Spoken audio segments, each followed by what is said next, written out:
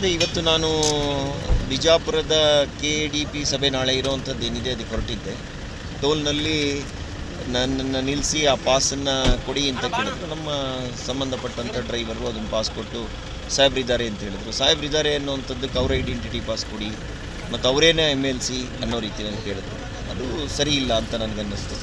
ಹಾಗಾಗಿ ನಿಮ್ಮ ಯಾರು ಆಫೀಸರ್ ಇದ್ದಾರೋ ಅವ್ರನ್ನ ಕರೀರಿ, ಕೇಳ್ತೀನಿ ಏನು ಇನ್ಸ್ಟ್ರಕ್ಷನ್ಸ್ ಇದೆ ನಿಮಗೆ ಅಂತ ಹೇಳಿ.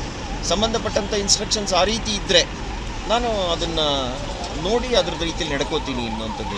ಪಾಸ್ ಅಲ್ಲ, ನನ್ನ ಕಾರ್ ಪಾಸು ಮತ್ತು ನನ್ನ PAದು ಮೊಬೈಲ್ ಕಸ್ಕೊಂಡು ಯಾರನ್ನ ಬೇಕಾದ್ರೂ ಕರೆಸ್ಕೊಳ್ಳಿ, ನಾವು ಆಫೀಸರ್ಗೆ ಹೇಳಿದ್ದೀವಿ, ಅವ್ರು ಬಂದು ನಮ್ಗೆ ಇನ್ಸ್ಟ್ರಕ್ಷನ್ಸ್ ಕೊಡೋ ತನಕ ನಿಮ್ಮ ಕಾರ್ ಬಿಡಲ್ಲ ಅಂತ ಹೇಳಿದ್ರು. ನಾನು ಸಂಬಂಧಪಟ್ಟಂಥ ಆಫೀಸರ್ಗೆ SP ಅವ್ರಿಗೆ ಫೋನ್ ಮಾಡಿದೆ. ಆಮೇಲೆ ಸಂಬಂಧಪಟ್ಟಂಥ ಆಫೀಸರ್ ಜುಡಿಷನಲ್ ಆಫೀಸರ್ ಬಂದಾಗ ಅವರು ಸಂಬಂಧಪಟ್ಟವರು 1 ಗಂಟೆ ನಾನು ಇಲ್ಲೇ ನಿಂತಿದ್ದೀನಿ.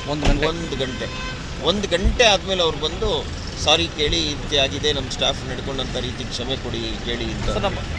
ಇದು ಟೋಲ್ನಲ್ಲಿ ಇರೋವಂಥವ್ರು ಸೂಪರ್ ಅಥಾರಿಟಿ ಥರ ವರ್ತಿಸಬಾರ್ದು. ಆದರೆ ಅವರು ಹಣ ತೊಗೊಳೋಕ್ಕೆ ಅಧಿಕಾರ ಇದೆ. ಆದರೆ ನಮಗೆ ಕಾರ್ಗೆ ಒಂದು ಎಕ್ಸಂಪ್ಷನ್ ಕೊಟ್ಟಿದ್ದಾರೆ ಅಂದರೆ ಅದನ್ನು ಹಾನರ್ ಮಾಡಬೇಕು. ಇಲ್ಲದಿದ್ದರೆ ಸರ್ಕಾರಕ್ಕೆ ಬರೀಬೇಕು, ಈ ರೀತಿ ನಾವು ಹಾನರ್ ಮಾಡೋಕ್ಕಾಗಲ್ಲ ಅಂತ. ನಾವು ಅದನ್ನು ಅವಾಯ್ಡ್ ಮಾಡ್ತೀವಿ. ಹಣ ಕೊಟ್ಟು ಹೋಗಬೇಕು ಅಂತಂದರೆ ಅದಕ್ಕೆ ಹಣ ಕೊಟ್ಟೇ ಹೋಗ್ತೀವಿ. ಇವಾಗ ಏನಿದೆ ಫಾಸ್ಟ್ ಆಗಿದೆ ಅದನ್ನು ಖರೀದಿ ಮಾಡ್ತೀವಿ. ಅದೇ ಇವತ್ತು ನಾನು ಬಿಜಾಪುರದ KDP ಸಭೆ ನಾಳೆ ಇರೋವಂಥದ್ದು ಏನಿದೆ ಅದಕ್ಕೆ ಹೊರಟಿದ್ದೆ.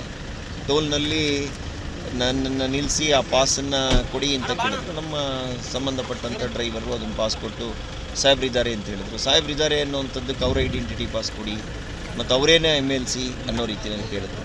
ಅದು ಸರಿ ಇಲ್ಲ ಅಂತ ನನಗನ್ನಿಸ್ತು. ಹಾಗಾಗಿ ನಿಮ್ಮ ಯಾರು ಆಫೀಸರ್ ಇದ್ದಾರೋ ಅವ್ರನ್ನ ಕರೀರಿ, ಕೇಳ್ತೀನಿ ಏನು ಇನ್ಸ್ಟ್ರಕ್ಷನ್ಸ್ ಇದೆ ನಿಮಗೆ ಅಂತ ಹೇಳಿ. ಸಂಬಂಧಪಟ್ಟಂಥ ಇನ್ಸ್ಟ್ರಕ್ಷನ್ಸ್ ಆ ರೀತಿ ಇದ್ದರೆ ನಾನು ಅದನ್ನು ನೋಡಿ ಅದ್ರ ರೀತಿಯಲ್ಲಿ ನಡ್ಕೋತೀನಿ ಅನ್ನೋಂಥದ್ದು. ಪಾಸ್ ಅಲ್ಲ, ನನ್ನ ಕಾರ್ ಪಾಸು ಮತ್ತು ನನ್ನ PAದು ಮೊಬೈಲ್ ಕಸ್ಕೊಂಡು ಯಾರನ್ನ ಬೇಕಾದ್ರೂ ಕರೆಸ್ಕೊಳ್ಳಿ, ನಾವು ಆಫೀಸರ್ಗೆ ಹೇಳಿದ್ದೀವಿ, ಅವ್ರು ಬಂದು ನಮ್ಗೆ ಇನ್ಸ್ಟ್ರಕ್ಷನ್ಸ್ ಕೊಡೋ ತನಕ ನಿಮ್ಮ ಕಾರ್ ಬಿಡಲ್ಲ ಅಂತ ಹೇಳಿದ್ರು. ನಾನು ಸಂಬಂಧಪಟ್ಟಂಥ ಆಫೀಸರ್ಗೆ SP ಅವ್ರಿಗೆ ಫೋನ್ ಮಾಡಿದೆ.